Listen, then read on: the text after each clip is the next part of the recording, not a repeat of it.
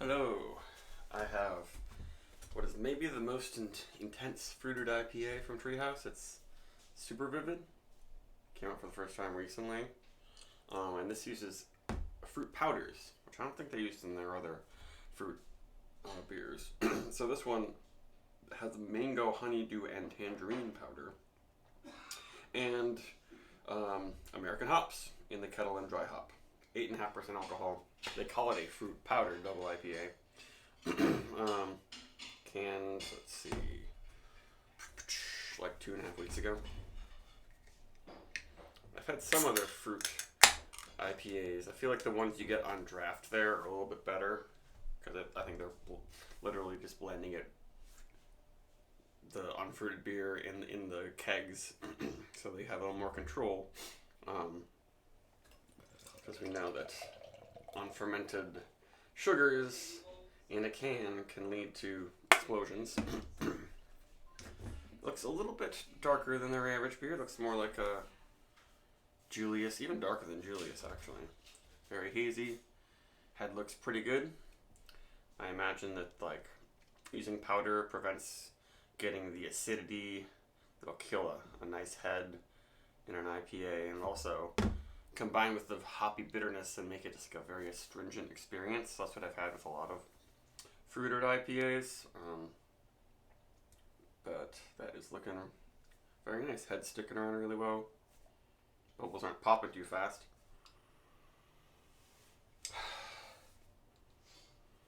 Yeah, I think I gave my friend this. I took the label off and he didn't know what it was. He only knew it was a double IPA, but he was surprised to hear that there was fruit powder in it. And it really just smells like a really good Treehouse double IPA. The honeydew is kind of interesting. I rarely pick out specifically honeydew in IPAs. And I don't know if I'm really getting it now. Maybe there's some kind of cool green note. But definitely tropical, sweet orange, tangerine, mango, that stuff is going on for sure here.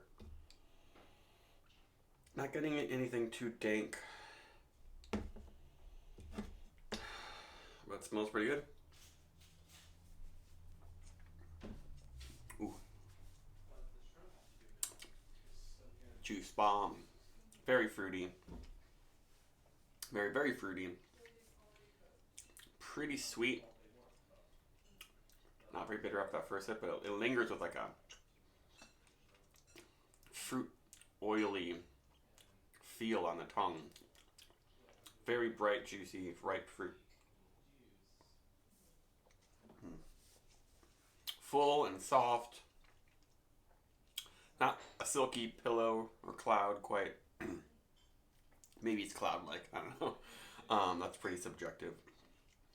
But it's just tastes like a really nice, slightly different Treehouse Double IPA. They make a bajillion of these.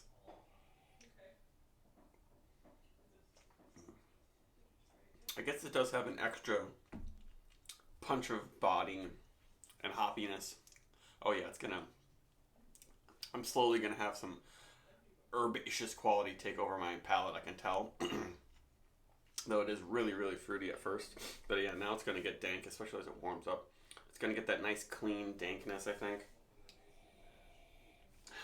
And just be a dank juice bomb. That's what it's gonna be. Mm-hmm. Wow. And it's not astringent. It's not.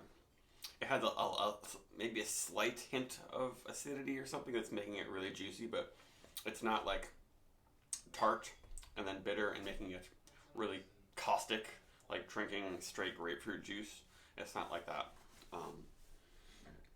It just maybe has a little bit of a denser, fruity quality and feel. Yeah, their yeast is not explosive in this. Like, I don't know if I would even be able to pick out that this is Treehouse as easily as a lot of their other beers where the yeast is just like in your face banana. This one doesn't have the banana quality as much. There's a little bit in the smell.